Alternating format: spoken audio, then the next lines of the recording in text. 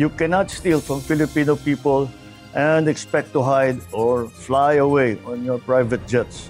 You have the money to run, but you cannot outrun the Republic of the Philippines.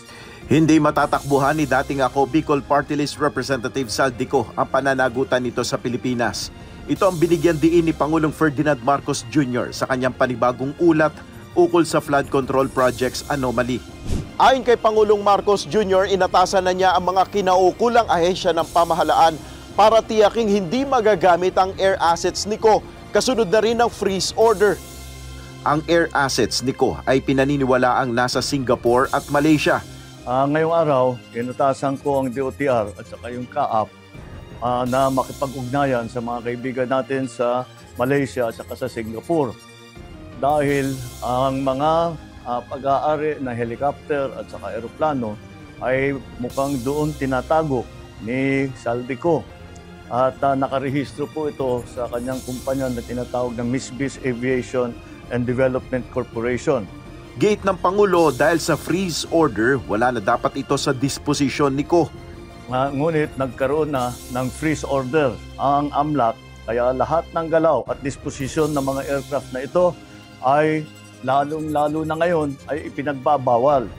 Dahil kailangan natin ipalaman sa lahat ng mga pugante, hindi pwedeng gamitin ang mga ari-arian na galing sa kaban ng bayan na tinakaw ninyo para tumakas o umiwas sa batas.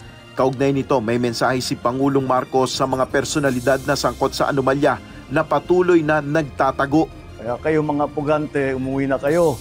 Ang payo ko sa inyo, hindi na kayo turista, hinahabol na kayo ng batas. Iniulat rin ng Pangulo ang pagbabalik ng pera ni dating DPWH Engineer Henry Alcantara, kung saan magbabalik pa niya ito ng dagdag na 200 million pesos.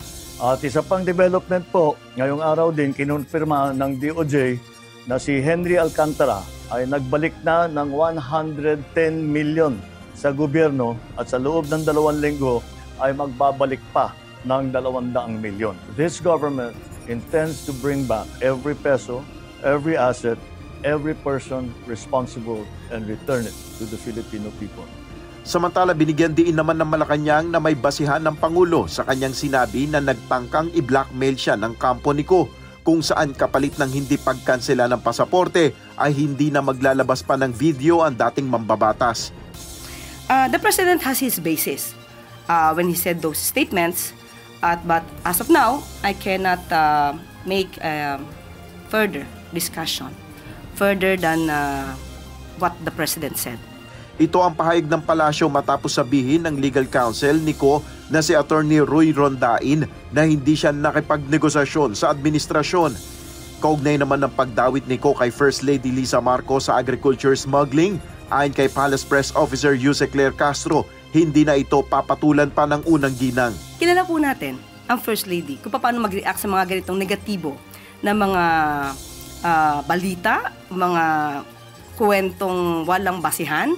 Magkikibit balikat lang ang First Lady, alam natin kasi at alam niya kung anong katotohanan. At yun, may mga taong nagtatanggol at nagsasabi kung ano ba talaga yung nangyari. Nel Maribuhok, UNTV News and Rescue, Diyos ang aming sandigan, serbisyo publiko ang aming pinahalagahan.